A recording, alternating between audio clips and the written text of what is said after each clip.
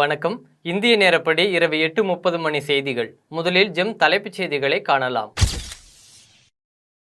மகாராஷ்டிராவில் 23,300 கோடி மதிப்பிலான திட்டங்களை தொடங்கி வைத்தார் பிரதமர் மோடி. 19 மெகாவாட் திறன் கொண்ட 5 சோலார் பூங்காக்களும் திறந்து வைப்பு. அரசியல் அமைப்பை அழித்துவிட்டு சத்ரபதி சிவாஜி முன் பணிந்து பலனில்லை. மக்களவை எதிர்க்கட்சி தலைவர் ராகுல் காந்தி பிரதமர் மோடி மீது விமர்சனம். சாம்சங் தொழிலாளர்களின் தொடர் போராட்டத்தின் எதிரொலி. விரைந்து தீர்வு காண முதலமைச்சர் மு.க. ஸ்டாலின் அமைச்சர்களுக்கு அறிவுறுத்தல். லெபனான் மீது வான்வழி தாக்குதல் நடத்திய இஸ்ரேல். அமாஸ் ஆயுத குழுவின் முக்கிய தளபதி குடும்பத்துடன் உயிரிழப்பு. ஈரான் அணுசக்தி நிலையங்கள் மீதுதான் இஸ்ரேல் முதலில் தாக்குதல் நடத்தியிருக்க வேண்டும். முன்னாள் அமெரிக்க அதிபர் டொனால்ட் ட்ரம்பின் கருத்தால் சர்ச்சை. மத்திய அரசின் கீழ் செயல்படும் கடன் தீர்ப்பாயத்தின் செயல்பாடுகளில் திருப்தி இல்லை.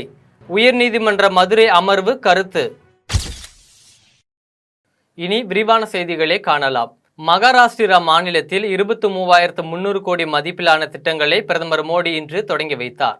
ஒருநாள் சுற்றுப்பயணமாக மகாராஷ்டிராவுக்கு சென்ற பிரதமர் மோடி வாஷிம் பகுதியில் அமைந்துள்ள ஜெகதாம்பா மாதா கோவிலில் சுவாமி தரிசனம் செய்தார்.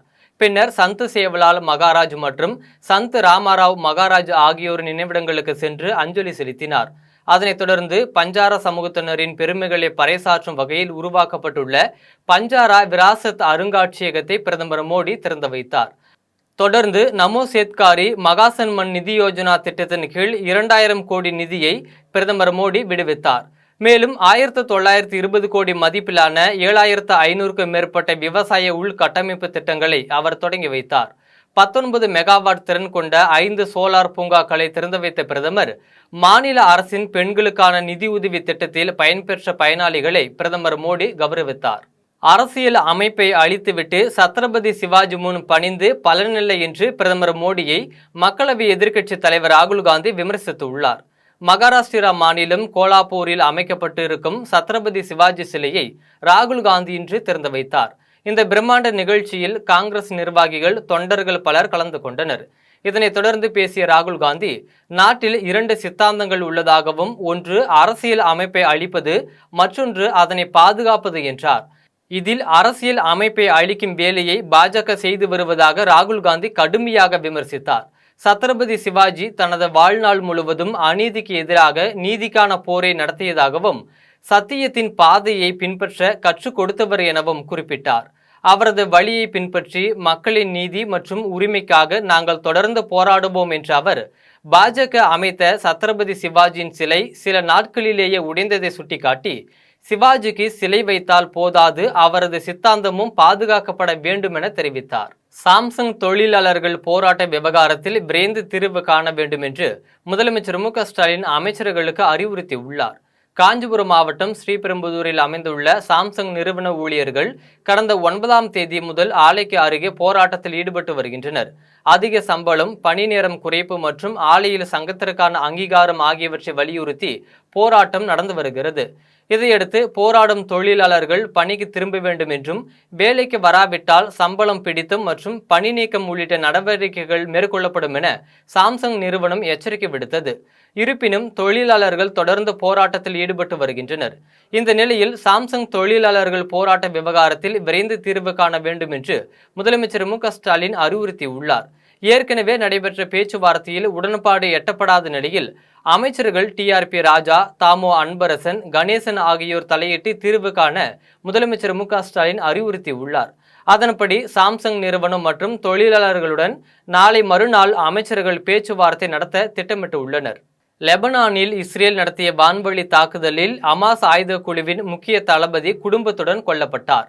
லெபனானில் செயல்பட்டு வரும் இஸ்புல்லா பயங்கரவாதிகள் கடந்த ஆண்டு அக்டோபர் 8ஆம் தேதி முதல் இஸ்ரேல் மீது தொடர்ந்து ராக்கெட் தாக்குதல் நடத்தி வருகின்றனர்.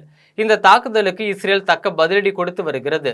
லெபனான் மீது இஸ்ரேல் நடத்தி வரும் தாக்குதலில் இஸ்புல்லா பயங்கரவாதிகள் உட்பட 2,000க்கும் மேற்பட்டோர் உயிரிழந்தனர். இந்த நிலையில் லெபனானின் வடக்கு பகுதியில் உள்ள திரிபோலி நகரின் பெட்டாவி பகுதியில் பாலஸ்தீனியர்கள் வசித்து வரும் அகதிகள் முகாமில் உள்ள அடுக்குமாடி குடியிருப்பில் இன்று அதிகாலை இஸ்ரேல் வான்வழி தாக்குதல் நடத்தியது. ஹமாஸ் ஆயுத குழுவின் முக்கிய தளபதி சயீத் அதுல்யா அலி வீட்டின் மீது இஸ்ரேல் விமானப்படை துல்லிய தாக்குதல் நடத்தியது. இதில் ஹமாஸ் ஆயுத குழுவின் தளபதி சயீத் அதுல்யா அலி மற்றும் அவரது மனைவி 2 மகள்களும் உயிரிழந்தனர். இதனால் போர் பதற்றம் மேலும் அதிகரிக்கக்கூடும் என எதிர்பார்க்கப்படுகிறது. இன்று காலை விறுவிறுப்பாக தொடங்கிய ஹரியானா சட்டசபை தேர்தல் மாலை 6 மணிக்கு நிறைவு பெற்றது. 90 தொகுதிகளை கொண்ட ஹரியானா சட்டசபைக்கு இன்று ஒரே கட்டமாக தேர்தல் நடைபெற்றது. காலை 7 மணிக்கு வாக்குப்பதிவு தொடங்கிய நிலையில் நீண்ட வரிசையில் காத்திருந்து மக்கள் ஜனநாயக கடமையை ஆற்றி வந்தனர். இதையடுத்து மாலை 6 மணியுடன் வாக்குப்பதிவு நிறைவு பெற்றது. மேலும் வாக்கு எந்திரங்கள் சீல் வைக்கப்பட்டு வாக்கு எண்ணும் மையங்களுக்கு கொண்டு செல்லப்பட்டது. தேர்தல் நிறைவடைந்த நிலையில் வாக்குகள் 8ஆம் தேதி எண்ணப்பட்டு அன்றைய முடிவுகள் வெளியிடப்படும் என அறிவிக்கப்பட்டுள்ளது. மாலை 5 மணி நிலவரப்படி 61% வாக்குகள் பதிவாகி உள்ளதாகவும் தேர்தல் ஆணையம் தெரிவித்திருக்கிறது. மத்திய அரசு சார்பில் 70 வயதுக்கு மேற்பட்ட 6 கோடி பேருக்கு இலவச மருத்துவ காப்பீடு திட்டம் வழங்கப்பட்டுள்ளது என முன்னாள் துணை குடியரசுத் தலைவர் வெங்கையா நாயுடு தெரிவித்துள்ளார். கோவை அவிநாசியில் தனியார் மருத்துவமனை சார்பில் இதயவியல் குறித்த மருத்துவ கருத்தரங்கு நடைபெற்றது. அதில் சிறப்பு விருந்தினராக முன்னாள் துணை குடியரசுத் தலைவர் வெங்கையா நாயுடு கருத்தரங்கை துவக்கி வைத்து பேசினார். அதில் 70 வயதுக்கு மேற்பட்ட மூத்த குடிமக்கள் பயன்பெறும் வகையில் மத்திய அரசால் 6 கோடி பேருக்கு இலவச மருத்துவ காப்பீடு திட்டம் வழங்கப்பட்டுள்ளது என்றும் நவீன மருத்துவம் கிராமப்புற பகுதிகளுக்கு செல்ல வேண்டும் எனவும் அறிவுறுத்தினார்.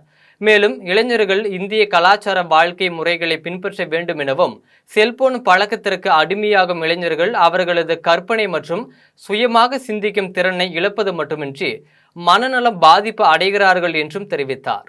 நாடாளுமன்ற உறுப்பினர் கார்த்தி சிதம்பரம் பயணம் செய்த ஏர் இந்தியா விமானம் இயந்திர கோளாறு காரணமாக 163 பயணிகளுடன் பாதியிலேயே சென்னை திருப்பிவிடப்பட்டதால் பெரும் உயிர் சேதம் தவிர்க்கப்பட்டது. சென்னையிலிருந்து மதுரைக்கு 163 பயணிகளுடன் புறப்பட்ட ஏர் இந்தியா விமானம் நடுவானில் இயந்திரத்தில் ஏற்பட்ட தொழில்நுட்ப கோளாறு காரணமாக புறப்பட்ட அரை மணி நேரத்திற்குள் மீண்டும் சென்னை விமான நிலையத்தில் தரையிறக்கப்பட்டது. மேலும் விமானியின் சாமர்த்தியத்தால் எந்த ஒரு அசம்பாவிதமும் ஏற்படவில்லை என கூறப்படுகிறது. இதில் நாடாளுமன்ற உறுப்பினர் கார்த்தி சிதம்பரம் மதுரை செல்வதற்காக பயணம் செய்தார் என்பது குறிப்பிடத்தக்கது.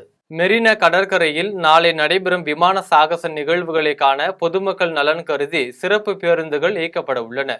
இது தொடர்பாக சென்னை மாநகர போக்குவரத்து கழகம் வெளியிட்டுள்ள அறிக்கையில், இந்திய விமானப்படை தினத்தை ஒட்டி நாளை மெரினா கடற்கரையில் நடைபெறும் விமானப்படை சாகச நிகழ்வுகளை காண பொதுமக்கள் நலன் கருதி மாநகர போக்குவரத்து கழகம் சார்பாக காலை 8 மணி முதல் சென்னையின் பல்வேறு பகுதிகளில் இருந்து அண்ணா சதுக்கத்திற்கு வழக்கமாக இயக்கப்படும் 120 பேருந்துகளுடன் கூடுதலாக 75 பேருந்துகளும் அரசினர் பூங்கா, மெட்ரோ ரயில் நிலையம் மற்றும் டிஎம்எஸ் மெட்ரோ ரயில் நிலையங்களில் இருந்து 25 சிற்றுந்துகள் இயக்கப்பட உள்ளதாக தெரிவித்துள்ளது. அரசினர் பூங்கா மெட்ரோ ரயில் நிலையத்தில் இருந்து சென்னை பல்கலைக்கழகம் வரை 3 நிமிட இடைவெளியில் சிற்றுந்துகள், முக்கிய பேருந்து நிலையங்களில் அலுவலர்களை நியமித்து பேருந்துகள் இயக்கத்தை கண்காணிக்கவும் நடவடிக்கை எடுக்கப்பட்டுள்ளதாக அறிக்கையில் தெரிவிக்கப்பட்டுள்ளது. ஆயுத பூஜை மற்றும் தொடர் விடுமுறையை ஒட்டி தமிழகத்தில் சிறப்பு பேருந்துகள் இயக்க திட்டமிடப்பட்டுள்ளது. அரசு போக்குவரத்து கழகம் வெளியிட்டுள்ள அறிக்கையில், ஆயுத பூஜை பண்டிகை மற்றும் தொடர் விடுமுறையை ஒட்டி சென்னை கிளாம்பாக்கத்தில் இருந்து திருவண்ணாமலை, திருச்சி, கும்பகோணம், நாகர்கோவில், கன்னியாகுமரி, தூத்துக்குடி, கோயம்புத்தூர் உள்ளிட்ட இடங்களுக்கு 9ஆம் தேதி அன்று 225 பேருந்துகளும் 10ஆம் தேதி 880 பேருந்துகளும் இயக்க திட்டமிடப்பட்டுள்ளது. சென்னை கோயம்பேட்டிலிருந்து திருவண்ணாமலை, நாகை, வேளாங்கண்ணி, ஓசூர், பெங்களூரு ஆகிய இடங்களுக்கு 9ஆம் தேதி 35 பேருந்துகளும் 10ஆம் தேதி 265 பேருந்துகளும் இயக்க திட்டமிடப்பட்டுள்ளது. மேலும் ஞாயிறு அன்று சொந்த ஊர்களிலிருந்து சென்னை மற்றும் பெங்களூரு திரும்ப வசதியாக பயணிகளின் தேவைக்கேற்ப அனைத்து இடங்களிலும் சிறப்பு பேருந்துகள் இயக்க திட்டமிடப்பட்டுள்ளது. மாநில அரசு சாதிவாரி கணக்கெடுப்பது குறித்த புள்ளி விவரங்களை சேகரிப்பதற்கு எந்த தடையும் இல்லை என தமிழக வாழ்வுரிமை கட்சி தலைவர் வேல்முருகன் தெரிவித்துள்ளார். தமிழர் வாழ்வுரிமை கூட்டமைப்பு மற்றும் சமூக நீதிக்கான கூட்டமைப்பு சார்பில் சாதிவாரி கணக்கெடுப்பின் அவசியம் குறித்து சென்னை நிருபர்கள் சங்கத்தில் ஆலோசனை கூட்டம் நடைபெற்றது. இந்த ஆலோசனை கூட்டத்தில் தமிழக வாழ்வுரிமை கட்சியின் தலைவர் வேல்முருகன், ஆம் ஆத்மி மாநில தலைவர் வசீகரன் என பல்வேறு அரசியல் கட்சி தலைவர்கள் கலந்து கொண்டனர். அப்போது செய்தியாளர்களை சந்தித்த வேல்முருகன், மாநில அரசு சாதிவாரி கணக்கெடுப்பது குறித்த புள்ளி விவரங்களை சேகரிப்பதற்கு எந்த தடையும் இல்லை என்றும், சட்டநாதன் காலத்தில் எடுக்கப்பட்ட சாதிவாரி கணக்கெடுப்பை வைத்துக் கொண்டுதான் பல்வேறு வகுப்பினருக்கும் இடஒதுக்கீட்டை நாம் அளித்து வருகிறோம் என்றும் தெரிவித்தார். தற்போது எந்தெந்த சமூகம் எந்தெந்த எண்ணிக்கையில் இருக்கின்றார்களோ அதற்கு ஏற்றவாறே இடஒதுக்கீடுகளை வழங்க வேண்டும் என்றும் அவர் கேட்டுக்கொண்டார். தமிழ்நாடு அரசு மாண்புமிகு தமிழக முதலமைச்சர் அவர்கள் சாதிவாரி கணக்கெடுப்பை உடனடியாக நடத்த வேண்டும் எனவும், சாதிவாரி கணக்கெடுப்பு நடத்துகின்ற போது மொழிவழி மக்களை குறித்தான புள்ளி விவரங்களும், இங்கு வாழும் தமிழ்நாட்டில் வாழ்கின்ற மக்களின் கல்வி பொருளாதாரம் உள்ளிட்ட அனைத்து குறியீடுகளையும் குறித்து ஒரு விரிவான கணக்கெடுப்பை மாண்புமிகு தமிழக முதலமைச்சர் அவர்கள் எடுக்க வேண்டும்.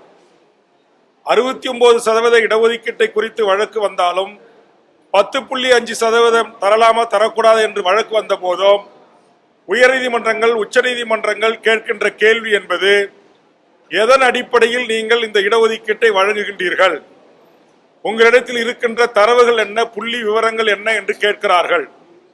ஆதலால் விமானப்படை சாகச நிகழ்ச்சியை ஒட்டி சென்னை காமராஜர் சாலையில் போக்குவரத்து மாற்றம் செய்யப்பட்டுள்ளது. விமானப்படை தின அணிவகுப்பு 2024 நிகழ்ச்சியின் ஒரு பகுதியாக பறக்கும் ஏரோபாட்டிக்ஸ் நிகழ்ச்சிகள் நாளை சென்னை மெரினாவில் நடைபெற உள்ளது. இதில் தமிழக ஆளுநர், முதலமைச்சர், விமானப்படை தலைவர் உள்ளிட்டோர் கலந்து கொள்ள உள்ளனர். விமானப்படை அணிவகுப்பு நிகழ்ச்சியை ஒட்டி நாளை சென்னை மெரினா கடற்கரை பகுதி சிவப்பு மண்டலமாக அறிவிக்கப்பட்டுள்ளது. மேலும் ட்ரோன் உள்ளிட்ட பொருட்கள் பறக்க சென்னை மாநகர காவல்துறை தடை விதித்துள்ளது. இந்த நிலையில் நாளை சென்னை காமராஜர் சாலையில் போக்குவரத்து மாற்றம் செய்யப்பட்டுள்ளது. காமராஜர் சாலையில் காந்தி சிலை, போர் நினைவிடம் இடையே அனுமதி சீட்டுகள் உள்ளிட்ட வாகனங்களுக்கு மட்டுமே அனுமதி அளிக்கப்படும் என்றும், மற்ற வாகனங்கள் ஆர்கே சாலைக்கு பதிலாக வாலாஜா சாலையை பயன்படுத்த அறிவுறுத்தல் வழங்கப்பட்டுள்ளது. அதேபோல திருவான்மியூரிலிருந்து காமராஜர் சாலை வழியாக பாரிஸை நோக்கி வரும் வாகனங்களுக்கு தடை விதிக்கப்பட்டுள்ளது. அதற்கு பதிலாக காந்தி மண்டபம் சாலை வழியாக அண்ணா சாலையை பயன்படுத்த வாகன ஓட்டிகளுக்கு அறிவுறுத்தப்பட்டுள்ளது. தொழில்நுட்ப பராமரிப்பு பணி காரணமாக பாஸ்போர்ட் இணையதளம் நாளை மறுநாள் வரை இயங்காது என்று அறிவிக்கப்பட்டுள்ளது. மத்திய அரசின் பத்திரிகை தகவல் அலுவலகம் வெளியிட்டுள்ள செய்திக்குறிப்பில், பாஸ்போர்ட் சேவை இணையதளத்தில் தொழில்நுட்ப பராமரிப்பு பணி மேற்கொள்ளப்பட உள்ளது.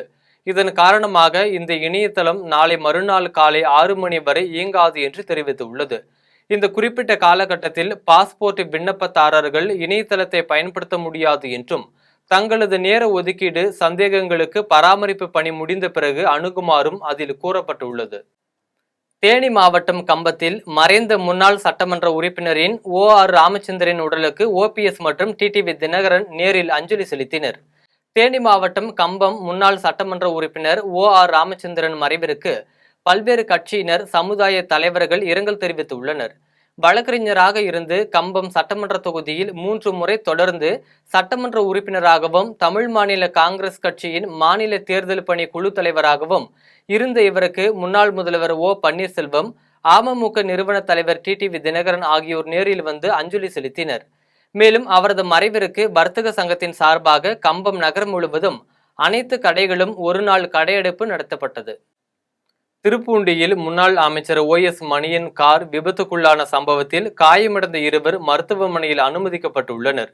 நாகை மாவட்டம் கீழ்வேலூரில் நடைபெற்ற அதிமுக செயல் வீரர்கள் கூட்டத்தில் முன்னாள் அமைச்சரும் வேதாரண்யம் சட்டமன்ற உறுப்பினருமான OS மணியன் அவரது ஓட்டுநருடன் காரில் சென்று கொண்டிருந்தார். அப்போது திருப்பூண்டி அருகே சென்றபோது எதிர்பாராத விதமாக இருசக்கர வாகனம் ஒன்று எதிரே வந்தபோது ஓட்டுநர் வாகனத்தை திருப்பிய போது கார் பெரியாச்சி கோவில் சுற்றுச்சுவரில் சென்று மோதியது. இதில் இருசக்கர வாகனத்தில் சென்ற அன்பழகன் மற்றும் பாப்பா என்ற மூதாட்டியும் நிலை தடுமாறி கீழே விழுந்தனர். பின்னர் அவர்களை மீட்டு திருப்பூண்டி அரசு மருத்துவமனையில் சிகிச்சைக்காக அனுப்பி வைக்கப்பட்டனர். நல்வாய்ப்பாக OS மணியின் காயம் ஏதுமின்றி உயிர் தப்பினார். முன்னாள் அமைச்சர் வாகனம் விபத்துக்குள்ளான சம்பவம் அப்பகுதியில் பெரும் பரபரப்பை ஏற்படுத்தியது. நாற்றம்பள்ளி அருகே 70 கிராம் தங்க நகையை கொள்ளையடித்து சென்ற பெண்ணை போலீசார் கைது செய்தனர். திருப்பத்தூர் மாவட்டம் நாற்றம்பள்ளி அடுத்த கருணாநிதி தெருப்பகுதியை சேர்ந்தவர் விநாயகம். இவர் சந்தை தெருப்பகுதியில் நகைக்கடை வைத்து வியாபாரம் நடத்தி வருகிறார். இந்த நிலையில் கடந்த 1ஆம் தேதி இவர் தனது மகனான சச்சின் என்பவரை கடையில் விட்டுவிட்டு திருப்பத்தூருக்கு தனது சொந்த வேலைக்காக சென்றுள்ளார். அப்போது அந்த கடைக்கு வந்த பெண் ஒருவர் தனக்கு கம்மல் வேண்டும் என்று நகைகளை காண்பிக்குமாறு கூறியுள்ளார். இதையடுத்து அவர் கடையில் இருந்த நகைகளை எடுத்து மேசையின் மீது வைத்து காண்பித்த போது கண்ணிமைக்கும் நேரத்தில் 70 கிராம் தங்க நகைகளை எடுத்துக்கொண்டு அந்த பெண் அங்கிருந்து தப்பிச் சென்றுள்ளார். இது குறித்து அளித்த புகாரின் பேரில் வந்த போலீசார் சிசிடிவி காட்சிகளை ஆய்வு செய்து வழக்கு பதிவு செய்து நகைகளை கொள்ளையடித்து சென்ற பெண்ணை தீவிரமாக தேடி வருகின்றனர். இந்த நிலையில் ஆம்பூர் அடுத்த வீராங்குப்பம் கூட்டு சாலையில் அந்த பெண் இருப்பதாக கிடைத்த தகவலின் பேரில் போலீசார் அவரை கைது செய்து அவரிடம் இருந்து 79 கிராம் தங்க நகையை பறிமுதல் செய்து நீதிமன்றத்தில் ஆஜர்படுத்தி சிறையில் அடைத்தனர். வேலூர் அருகே பைனான்ஸ் நிறுவனத்தின் ஊழியர்களை கத்தியால் தாக்கி முக்கிய ஆவணங்களை எடுத்து சென்ற 3 பேரை போலீசார் கைது செய்தனர். வேலூர் சைதாப்பேட்டையைச் சேர்ந்த ரமேஷ் என்பவர் ரங்காபுரத்தில் ஆட்டோ பைனான்ஸ் நிறுவனம் நடத்தி வருகிறார். இவரது அலுவலகத்தில் திடீரென 3 மர்ம நபர்கள் புகுந்து பணியில் இருந்த பிச்சாண்டி மற்றும் கோபி ஆகியோரை கத்தியால் தாக்கி அங்கிருந்து முக்கிய ஆவணங்களை எடுத்து சென்றதாக கூறப்படுகிறது. இது குறித்த வழக்கு பதிவு செய்த சத்துவாச்சாரி போலீசார் நடத்திய விசாரணையில் நிறுவனத்தில் பணிபுரியும் கோபி, அவருடைய நபர்கள் சின்னராஜ், மாதேஸ்வரன் மற்றும் தக்காளிமணி ஆகியோருடன் சேர்ந்து நிறுவனத்தின் முக்கிய ஆவணங்களை திருடி ரமேஷிடம் பணம் கேட்டு மிரட்ட திட்டம் தீட்டியது தெரிய வந்துள்ளது. இதைத் தொடர்ந்து நிறுவன ஊழியர் கோபி, மாதேஸ்வரன், சின்னராஜ் ஆகிய 3 பேரை கைது செய்து தலைமறைவாக உள்ள முக்கிய குற்றவாளி தக்காளிமணியை போலீசார் தீவிரமாக தேடி வருகின்றனர். வாணியம்பாடி அருகே ஆந்திராவுக்கு கடத்த முயன்ற 1500 கிலோ ரேஷன் அரிசியை காவல்துறையினர் பறிமுதல் செய்தனர். திருப்பத்தூர் மாவட்டம் வாணியம்பாடி அடுத்த தமிழக ஆந்திர எல்லைப் பகுதியில் ரேஷன் அரிசி கடத்துவதாக திம்மாம்பேட்டை காவல்துறையினருக்கு ரகசிய தகவல் கிடைத்தது. அதன் பேரில் புல்லூர் பகுதியில் காவல்துறையினர் வாகன தணிக்கையில் ஈடுபட்டிருந்த போது அவ்வழியாக வந்த டாடா சுமோ வாகன ஓட்டுநர் காவல்துறையினரை கண்டதும் வாகனத்தை நிறுத்திவிட்டு தப்பி ஓடினார். இதையடுத்து அந்த வாகனத்தை போலீசார் சோதனை செய்த போது அதில் 1500 கிலோ ரேஷன் அரிசி இருப்பது தெரிய வந்தது. பின்னர் ரேஷன் அரிசி மற்றும் காரை பறிமுதல் செய்து தப்பியோடிய நபரை காவல்துறையினர் தீவிரமாக தேடி வருகின்றனர். சென்னையில் நடிகை சோனா வீட்டில் நுழைந்து ஏசி யூனிட்டை திருட முயற்சி செய்த 2 போலீசார் கைது செய்தனர். சென்னை மதுரவாயல் கிருஷ்ணா நகர் பகுதியில் பிரபல கவர்ச்சி நடிகை சோனா தனது குடும்பத்துடன் வசித்து வருகிறார். இவரது வீட்டில் மர்ம நபர் 2 காம்பவுண்ட் சுவரை எகிரி குதித்து வீட்டின் வெளிப்புறம் பொருத்தப்பட்டுள்ள ஏசி யூனிட்டை திருட முயற்சி செய்தனர். இதனை கண்ட சோனா அச்சமடைந்து கூச்சலிட்டு உள்ளார். உடனடியாக மர்ம நபர் 2 அங்கிருந்து இருசக்கர வாகனத்தில் தப்பிச் சென்றனர். இது குறித்து மதுரவாயல் காவல்துறையினர் சிசிடிவி ஆதாரங்களை வைத்து விசாரணை மேற்கொண்டு வந்ததில் சம்பவத்தில் ஈடுபட்ட நபர்கள் அதே பகுதியைச் சேர்ந்த லோகேஷ் மற்றும் சிவா என்பது தெரிய வந்தது. பின்னர் இவர்களை கைது செய்த போலீசார் அவர்களிடமிருந்த மோட்டார் சைக்கிள் மற்றும் கத்தி ஆகியவற்றை பறிமுதல் செய்து விசாரணை மேற்கொண்டு வருகின்றனர். ஆண்டிப்பட்டி அருகே 2 இருசக்கர வாகனங்கள் மோதிக்கொண்ட விபத்தில் சிறுவன் உட்பட 2 பேர் உயிரிழந்த சம்பவம் சோகத்தை ஏற்படுத்தியுள்ளது. தேனி மாவட்டம் ஆண்டிப்பட்டி பாலூத்து கிராமத்தைச் சேர்ந்த வேல்முருகன் என்பவர் கடமலைகுண்டு பகுதியில் இருந்து பாலூத்து நோக்கி தனது இருசக்கர வாகனத்தில் அதிவேகமாக சென்று கொண்டிருந்தார். இந்த நிலையில் தேனி பிரதான சாலையில் சென்று கொண்டிருக்கும் போது கட்டுப்பாட்டை இழந்த எதிரே வந்த பிரதீப் என்ற 16 வயது சிறுவன் ஓட்டி வந்த இருசக்கர வாகனத்தின் மீது மோதி உள்ளார். இந்த விபத்தில் வேல்முருகன் மற்றும் பிரதீப் சம்பவ இடத்திலேயே பரிதாபமாக உயிரிழந்தனர். பிரதீப்புடன் பயணம் செய்த மாலியன் என்பவருக்கு தலையில் பலத்த காயம் ஏற்பட்டது. அதையடுத்து தகவல் இருந்த கடமலைக்குண்டு போலீசார் படுகாயமடைந்த மாலியனை மீட்டு சிகிச்சைக்காக தேனி அரசு மருத்துவக் கல்லூரி மருத்துவமனைக்கு அனுப்பி வைத்தனர். மேலும் உயிரிழந்த பிரதீப், வேலுமுருகன் உடலை மீட்டு பிரேத பரிசோதனைக்காக அனுப்பி வைத்தனர். இருசக்கர வாகன விபத்தில் 2 வாலிபர்கள் உயிரிழந்த சம்பவம் பெரும் சோகத்தை ஏற்படுத்தியுள்ளது. கும்பகோணம் அருகே ஆடுதுறையில் ரேஷன் கடைக்கு விநியோகம் செய்ய வைத்திருந்த அரிசி மூட்டைகளை நள்ளிரவில் திருட முயன்ற 3 பேர் கைது செய்யப்பட்டனர். தஞ்சாவூர் மாவட்டம் கும்பகோணம் அருகே உள்ள ஆடுதுறையில் தமிழ்நாடு நுகர்பொருள் வாணிப கழக மொத்த கிடங்கு செயல்பட்டு வருகிறது. இங்கு ரேஷன் கடைகளுக்கு விநியோகம் செய்ய வேண்டி 50 கிலோ எடை உள்ள அரிசி மூட்டைகளை லாரியில் ஏற்றி வைத்திருந்தனர். இந்நிலையில் அதிகாலையில் 3 மர்ம நபர்கள் மினி லோடு ஆட்டோ மற்றும் இருசக்கர வாகனத்தில் சுமார் 50 மூட்டைகளை ஏற்றிக் கொண்டிருந்தனர். அப்போது ரோந்து பணியில் ஈடுபட்ட போலீசார் அவர்களை பிடித்து விசாரணை நடத்தினர். அதில் திருட்டில் ஈடுபட்டவர்கள் அதே பகுதியைச் சேர்ந்த முகமது ஃபைசல், சுபாஷ், கண்ணாதாசன் என்பது தெரிய வந்தது. பின்னர் 3 கைது செய்த போலீசார் விசாரணை நடத்தி வருகின்றனர். வங்கதேசத்தில் நடைபெற்ற சர்வதேச ஊசு போட்டியில் வெற்றி பெற்று பதக்கங்கள் வென்று நாடு திரும்பிய மாணவிக்கு கோவை விமான நிலையத்தில் உற்சாக வரவேற்பு அளிக்கப்பட்டது. வங்கதேசத்தில் நடைபெற்ற south Asian school combat games wushu போட்டியில் இந்திய அணி சார்பாக கலந்து கொண்ட கோவையை சேர்ந்த பள்ளி மாணவி வேதஸ்ருதி ஒரு தங்கம் 2 வெள்ளிப் பதக்கங்களை வென்று சாதனை படைத்தார். போட்டியில் வென்று கோவை திரும்பிய வேதஸ்ருதிக்கு கோவை விமான நிலையத்தில் தமிழ்நாடு சங்கத்தின் மாநில பொதுச் செயலாளர் ஜான்சன், மாவட்ட தலைவர் கணேசன் ஆகியோர் உற்சாக வரவேற்பு அளித்தனர். அப்போது செய்தியாளர்களிடம் பேசிய மாணவி, தனக்கு ஆதரவும் உற்சாகமும் வழங்கிய தமிழக துணை முதல்வர் உதயநிதி ஸ்டாலின் மற்றும் தமிழக ஊசு சங்க தலைவர் அலெக்ஸ் அப்பாவா ஆகியோருக்கு தனது நன்றிகளை தெரிவிப்பதாக கூறினார். 3 கேட்டகரியை ரெப்ரசென்ட் பண்ணி ஒரு கோல்டு அப்புறம் 2 சில்வர் வின் பண்ணேன். அதில் வந்து டோட்டலாக 6 கண்ட்ரீஸ் பார்ட்டிசிபேட் பண்ணாங்க, 6 சவுத் ஏஷியன் கண்ட்ரீஸ். அதில் வந்து நாங்கள் எல்லாத்தையும் பீட் பண்ணி நாங்கள் இந்த மெடல் வாங்கியிருக்கோம். அதுக்கப்புறம் இந்தியாவிலேருந்து டோட்டலாக 12 பேர் போயிருந்தோம். அதில் வந்து தமிழ்நாட்டிலேருந்து நான் மட்டும்தான் போயிருக்கேன். அது ரொம்ப பெருமையாக இருக்குது. அதுக்கு எல்லாத்துக்கும் எங்களுக்கு ஹெல்ப்பாக இருந்தது வந்துட்டு தமிழ்நாடோட sports minister mister Udhayanidhi Stalin, அவருக்கும் இப்போ நன்றி தெரிவிச்சுக்கிறேன். அதுக்கப்புறம் எங்களோட wushu association president mister Alex அப்பாவும், அப்புறம் எங்கள் செக்ரட்டரி மிஸ்டர் ஜான்சன், அப்புறம் எங்கள் கோயம்புத்தூர் டிஸ்ட்ரிக்டோட செக்ரட்டரி கணேசன் சார், இவங்க எல்லாரும் என்னை ஹெல்ப் பண்ணி இவ்வளோ தூரம் கூட்டிகிட்டு வந்திருக்காங்க. அப்புறம் என்னோட பேரண்ட்ஸோட ஹெல்ப்னால தான் வந்து எல்லாமே முடிஞ்சுது. ஆத்தூர் அருகே கனமழையை பயன்படுத்தி வீட்டில் திருட முயன்ற நபர் தப்பி ஓடும் சிசிடிவி காட்சி வெளியாகி உள்ளது. சேலம் மாவட்டம் ஆத்தூர் அருகே உள்ள கொத்தாம்பாடி ஊராட்சிக்குட்பட்ட 9வது வார்டு பகுதியில் கனமழை பெய்தது. இதை பயன்படுத்தி குடியிருப்பு பகுதியில் புகுந்த மர்ம ஆசாமி வீடுகளில் திருட முயற்சி செய்தார். அப்போது அப்பகுதியில் இருந்த வீட்டின் உரிமையாளர்கள் கூச்சலிடவே திருட வந்த நபர் தப்பிச் சென்றார். இது குறித்தான சிசிடிவி காட்சி பதிவாகி உள்ளது. இதில் மர்ம நபர் தப்பி ஓடுவதும் அவரை வீட்டின் உரிமையாளர் துரத்தி செல்லும் காட்சிகள் தற்போது வெளியாகி பரபரப்பை ஏற்படுத்தி உள்ளது. மேலும் அப்பகுதியில் இரவு நேரங்களில் மர்ம நபர்கள் சுற்றித் திரிவதாகவும் இது குறித்து போலீசார் ரோந்து பணியை தீவிரப்படுத்த வேண்டும் என அப்பகுதி பொதுமக்கள் கோரிக்கை விடுத்துள்ளனர். பெரியகுளம் அருகே கரும்பை கொள்முதல் செய்யாமல் இழப்பீடு கேட்கும் ஆலை நிர்வாகம் மீது நடவடிக்கை எடுக்க வேண்டும் என பெண் விவசாயி ஒருவர் மாவட்ட ஆட்சியரிடம் மனு அளித்தார். தேனி மாவட்டம் பெரியகுளம் சில்வார்பட்டி பகுதியைச் சேர்ந்த சித்ரா என்பவர் கரும்பு விவசாயம் செய்து வருகிறார். இவர் அப்பகுதியில் நடைபெறும் விவசாயிகள் குறைதீர்க்கும் கூட்டத்தில் மாவட்ட ஆட்சியரிடம் மனு ஒன்றை அளித்தார். அதில் அப்பகுதியில் செயல்பட்டு வரும் சர்க்கரை ஆலை கரும்பு அறுவடை செய்வதாக ஒப்பந்தம் செய்து கொண்டு உரம் வழங்கிய நிலையில் அறுவடைக்கு தயாரான கரும்பை 5 மாதங்கள் ஆகியும் அறுவடை செய்யாமல் தற்போது கரும்பு பயிர் மற்றும் உரம் வழங்கிய தொகையை வட்டியுடன் கட்ட வேண்டும் என நோட்டீஸ் வழங்கி உள்ளதாக குறிப்பிட்டுள்ளார்.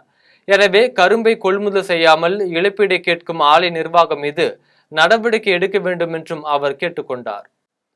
குடியாத்தம் ரோட்டரி சங்கத்தின் சார்பில் நடைபெற்ற இலவச கண் பரிசோதனை முகாமில் 500க்கும் மேற்பட்டோர் பங்கேற்றனர். வேலூர் மாவட்டம் குடியாத்தம் ரோட்டரி சங்கத்தின் சார்பில் மாபெரும் இலவச கண் பரிசோதனை முகாம் ரோட்டரி சங்க தலைவர் கண்ணன் தலைமையில் நடைபெற்றது. கோவை தனியார் கண் மருத்துவமனையின் சிறப்பு கண் மருத்துவ குழுவினர் கலந்து கொண்டு தூரப்பார்வை, கிட்டப்பார்வை, கண்ணில் சதை வளர்ச்சி, கண்புரை நீக்குதல், தொடர் ஒற்றை தலைவலி உள்ளிட்ட பல்வேறு பிரச்சனைகளுக்கு ஆலோசனை மற்றும் சிகிச்சைகள் வழங்கப்பட்டது. இதில் சிறப்பு அழைப்பாளராக ரோட்டரியின் மாவட்ட ஆளுநர் பழனி, கம்பன் கழக தலைவர் பூபதி, கல்வியாளர் ராஜேந்திரன் ஆகியோர் கலந்து கொண்டனர். இதில் பங்கேற்ற 500க்கும் மேற்பட்ட ஏழை எளியோர் இருவேளை உணவு வழங்கப்பட்டது. மேலும் 80 பேர் தேர்வு செய்யப்பட்டு கண் அறுவை சிகிச்சைக்காக கோவை மருத்துவமனைக்கு அனுப்பி வைக்கப்பட்டனர். பழனி பேருந்து நிலையத்தில் ஒதுக்கப்பட்ட இடத்தில் பேருந்துகள் நிறுத்தாததை கண்டித்து மாற்றுத்திறனாளிகள் போராட்டத்தில் ஈடுபட்டனர்.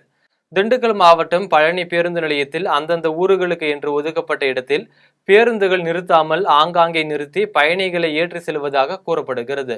இதனால் மாற்றுத்திறனாளிகள் மற்றும் வயதானவர்கள் சிரமத்திற்கு ஆளாவதாக குற்றம் சாட்டுகின்றனர். இதனை கண்டித்து தமிழ்நாடு அனைத்து வகை மாற்றுத்திறனாளிகள் சங்கத்தினர் அரசு பேருந்தை சிறைப்பிடித்து போராட்டத்தில் ஈடுபட்டனர். இது குறித்து தகவல் அறிந்து வந்த போலீசார் போராட்டக்காரர்களிடம் நடத்திய பேச்சுவார்த்தையை தொடர்ந்து போராட்டம் கைவிடப்பட்டது. தமிழகத்தில் மீண்டும் கள்ளு கடைகளை திறக்க வலியுறுத்தி செங்கல்பட்டு மாவட்ட தேசியவாத காங்கிரஸ் சரத்சந்திர பவார் சார்பில் ஆர்ப்பாட்டம் நடைபெற்றது.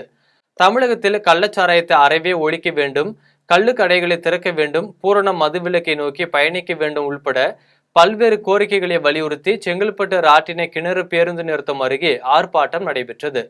அதில் செங்கல்பட்டு மாவட்ட தேசியவாத காங்கிரஸ் சரத் சந்திர பவார் தலைவர் ஞானதுரை தலைமை வகித்தார்.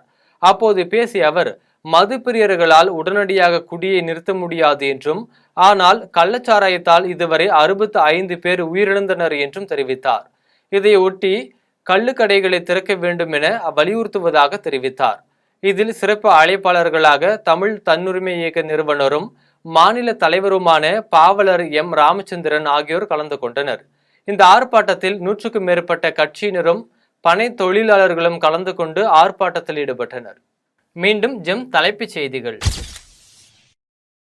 மகாராஷ்டிராவில் 23,300 கோடி மதிப்பிலான திட்டங்களை தொடங்கி வைத்தார் பிரதமர் மோடி. 19 மெகாவாட் திறன் கொண்ட 5 சோலார் பூங்காக்களும் திறந்து வைப்பு. அரசியல் அமைப்பை அழித்துவிட்டு சத்ரபதி சிவாஜி முன் பணிந்து பலனில்லை. மக்களவை எதிர்க்கட்சி தலைவர் ராகுல் காந்தி பிரதமர் மோடி மீது விமர்சனம். சாம்சங் தொழிலாளர்களின் தொடர் போராட்டத்தின் எதிரொலி. விரைந்து தீர்வு காண முதலமைச்சர் மு க ஸ்டாலின் அமைச்சர்களுக்கு அறிவுறுத்தல். லெபனான் மீது வான்வழி தாக்குதல் நடத்திய இஸ்ரேல்.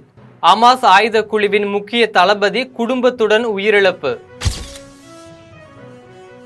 ஈரான் அணுசக்தி நிலையங்கள் மீதுதான் இஸ்ரேல் முதலில் தாக்குதல் நடத்தியிருக்க வேண்டும்.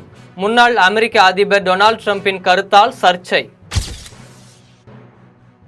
மத்திய அரசின் கீழ் செயல்படும் கடன் தீர்ப்பாயத்தின் செயல்பாடுகளில் திருப்தி இல்லை. உயர்நீதிமன்ற மதுரை அமர்வு கருத்து. இத்துடன் ஜெம் செய்திகள் நிறைவடைகின்றன. மீண்டும் ஜெம் செய்திகள் நள்ளிரவு 12 மணிக்கு. உடனுக்குடன் செய்திகளை காண ஜெம் live.tv என்ற இணையதளத்தில் இணைந்திருங்கள். நன்றி, வணக்கம்.